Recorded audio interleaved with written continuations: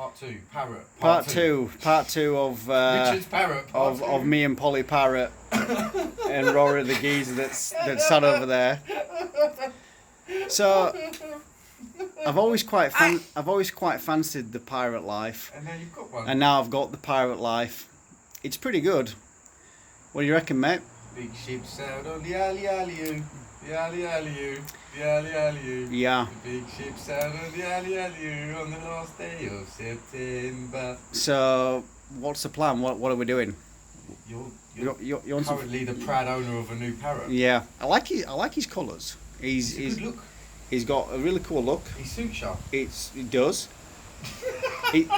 Rory, he's actually checking himself out in the camera. He can see himself. Yeah, mate, they look at the side of their face. He's looking at me. Because remember the like if you see them in cages, they're like mirrors. With their visions. Yeah. Oh, yeah, they do, innit? Yeah. He's looking at me now. He is. Please don't fly He's over eyeballing me, you. Parrot. Oh, he's proper giving me the stare, bruv.